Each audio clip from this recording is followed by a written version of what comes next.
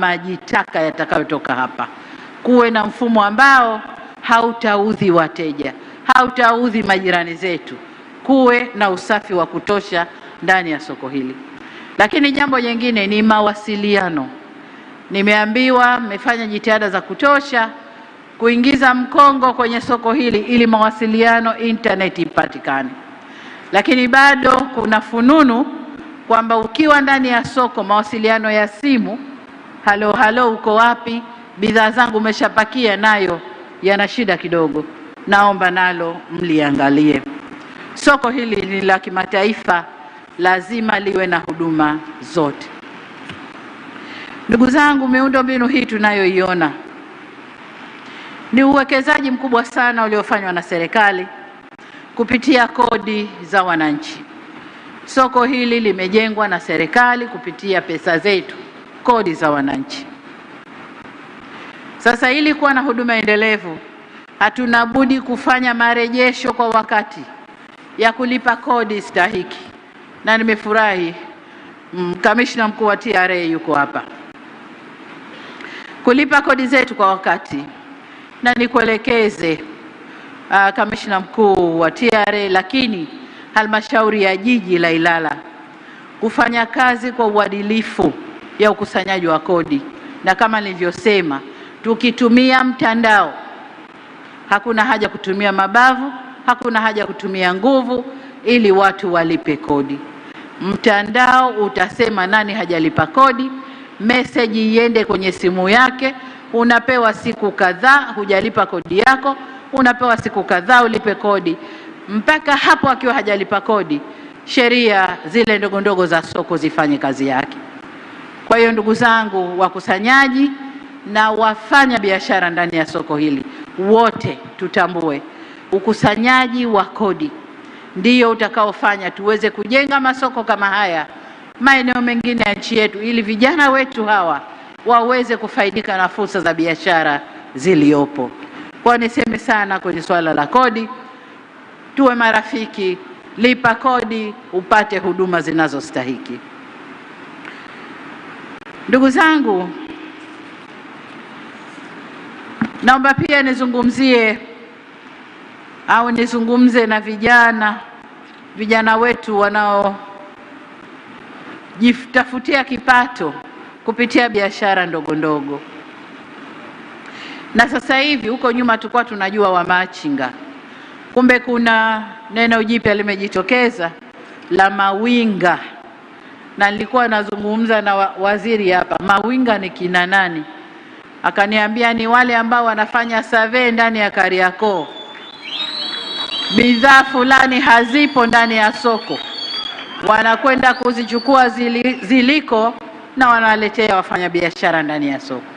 Au wanaangalia huko nje bidhaa gani hazipo lakini Kariakoo zipo kwa wingi, wanachukua Kariakoo wanapeleka kwenye maeneo mengine.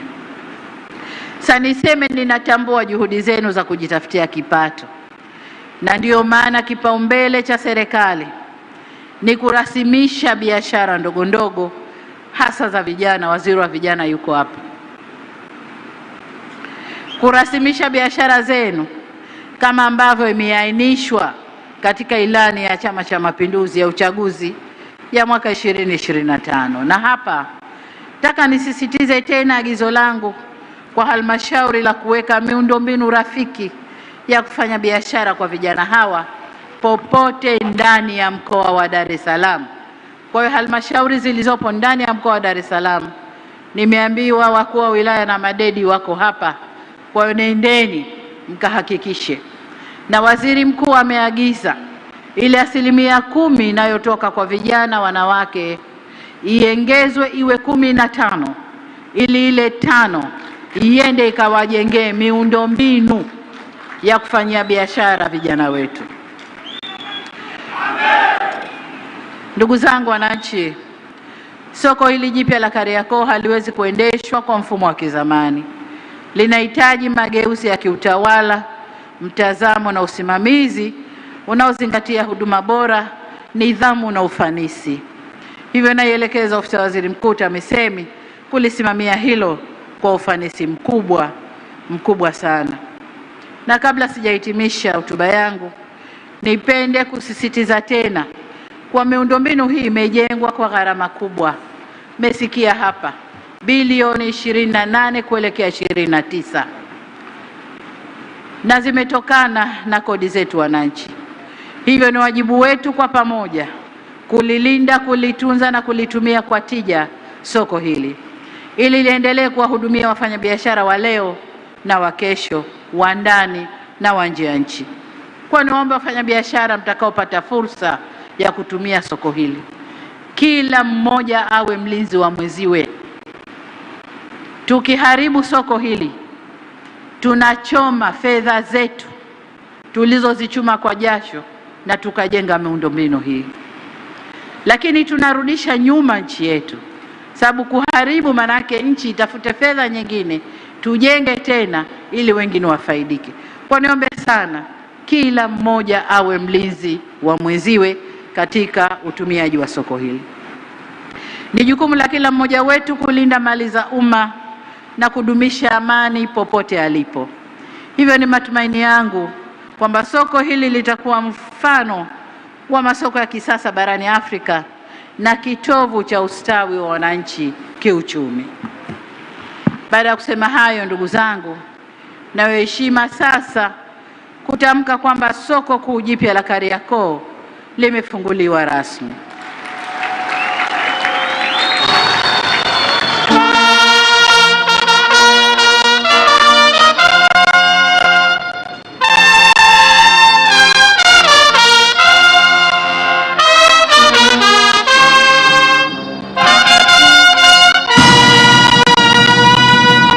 Asante, tukae.